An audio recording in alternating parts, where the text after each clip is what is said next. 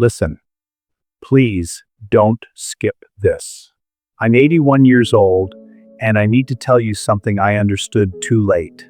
I thought responsibility meant following the system perfectly. I was wrong. I misunderstood something ordinary for nearly my entire working life. I mistook a system for the world inside of it. My job for 33 years, the water at the Park Street Municipal Pool, chlorine levels, pH at balance, alkalinity. I was the one who made sure it was safe, but not corrosive, clear, but not harsh on the eyes. It was a science, and I was good at it. My flaw, which I called responsibility, was that I saw the water as my domain, my documentation. My numbers had to be perfect for the weekly health department sheet. I arrived at 5:15 a.m. I tested the water from 5 specific points: deep end, shallow end, near the gutter drains. I'd log the numbers in the binder, and then I'd adjust the chlorinator feeds. My world was pumps, filters, and chemical drums in a tiled back room that always smelled faintly of chlorine and concrete. The people, the kids shouting, the lap swimmers, they were almost a separate reality on the other side of the service door. My job was to ensure the medium they moved through was technically impeccable. There was an older man named Walter. He handled the early morning janitorial shift and was the safety attendant before the lifeguards arrived at 7. He'd skim the surface, test the emergency phone, check the deck for slick spots. We overlapped for about 45 minutes. He was quiet. We had a routine. He'd give a small nod. I'd hold the service door open for him when his cart was full. That was it. One morning, I saw him doing something outside protocol. He was using the long-handled skimmer net to gently nudge a stunned bird, a sparrow that had gotten inside, toward an open high window. It was against the rules. The rules said any animal contamination was to be reported, the pool area secured, and superchlorination procedures initiated. It was a whole process. It would have shut down the morning lap swim. It would have meant a variance report on my perfect log. Walter saw me watching. He just finished guiding the bird out, then went back to skimming for leaves. He didn't say a word. A few weeks later, I found a main drain cover guard was slightly loose. A very small thing, but a technical violation. The fix required shutting down the filter bank for 2 hours. Any reasonable person would have seen it was a minor risk, barely a hair out of spec. But my responsibility was to the system, to the code. I filed a maintenance request. The work order meant Walter's deck was officially under maintenance and closed for his morning safety check. He'd have to wait. He just nodded when I told him. He said, "The rules are the rules." He said it calmly. I thought he agreed with me. The maintenance was done. It was efficient. The filter bank was back online by 10 a.m. I remember feeling a slight relief having that item checked off. The log was clean. Walter did his safety check later. Nothing changed, or everything changed, but it was invisible. About a month after that, Walter wasn't there. A younger guy was on his shift. I asked the pool manager where Walter was. He shrugged, checking his clipboard, said Walter had given notice. Personal reasons.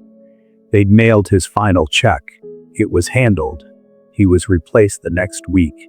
The system continued. The water was balanced. The logs were perfect. Years passed. Decades. I retired. They gave me a plaque. At some point, going through an old work bag, I found a key. A standard city-issued brass key on a red float keyring. It was for the old chemical storage cabinet they'd replaced 10 years prior. I'd forgotten to turn it in. I kept it in my desk drawer, a meaningless artifact. The realization didn't come until last year. I was talking to a neighbor's boy who was doing a school project on local history. He asked about the old pool. I told him about the water systems. He asked, was it a fun place to work? And I started to say it wasn't about fun, it was about responsibility.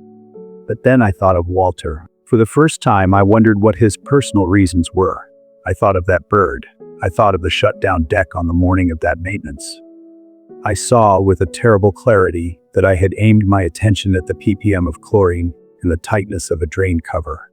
And because my attention was aimed there, it was not on him. It was not on the quiet man doing a job that involved nudging stunned birds to freedom. My perfect system had no metric for his dignity, for his small act of mercy, for whether the job felt decent. I had made his world slightly more rigid, slightly less kind, and I had done it with the absolute certainty of being correct. I was there, in that room with him for 45 minutes a day for years, but my attention was aimed at the chemical drums. He disappeared into the space where my attention wasn't pointed. This isn't a story about a cruel boss. I wasn't cruel, I was efficient. I was following the protocol. And that's where it lives now, I think, in your world. It's in the email you send, because the process requires it, without thinking how it lands in an inbox at 6 p.m. It's in the productivity metric. That means you can't stop for the confused person, because your lane is optimized for speed. It's in the phone in your hand, a system of infinite efficiency that aims your attention at a screen and away from the person across from you. You are not being told to be a hero. You are being asked, do you even see the Walters in your system? The ones your attention glides over because they are not a KPI, not a problem to be solved, not a line on your log. When you file that report, when you close that ticket, when you stay in your lane, who are you quietly, reasonably closing the deck for? The system will continue. It will be neutral. It will be relieved to have the item checked off.